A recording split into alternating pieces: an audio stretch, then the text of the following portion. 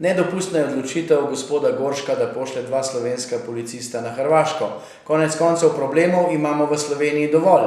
Morda pa misli, da bodo vsi ostali zaposleni zgolj pri računanju in obračunavanju kazni, ki jih je Kresalova tako visoko zastavila.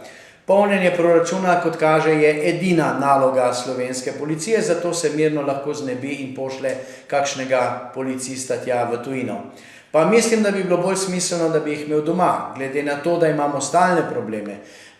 Ni potrebno, da lezemo Hrvatom v spodnji del hrbta. Konec koncev, že če vidimo, da je na Mahlerjevem koncertu v Sloveniji bila v Ljubljani najprej zaigrana hrvaška himna, je to nedopustno. Ravno tako, kot da veliki naši pravniki in pa veliki državniki in politiki govorijo, da so se Hrvatje osamosvojili z nami, tudi to je laž.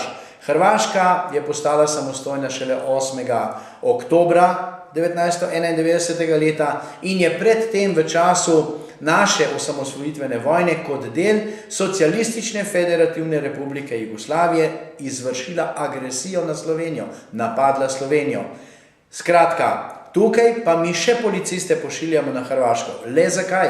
Le zakaj? A bo Goršek dobil kakšne zastonj frigane sardelice, pa mogoče kakšen kozarec bevande, ali ima morda kakšen iz Ministrstva za notranje zadeve parkirano jahto, morda celo takšno, da bi tega odpeljala tja nekam daleč v tiste države, kamor se je stekal čuden denar iz Slovenije. Skratka, nedopustne zadeve in mislim, da je skrajni čas, da se zamenja policijska uprava, predvsem pa ministrica za policijo.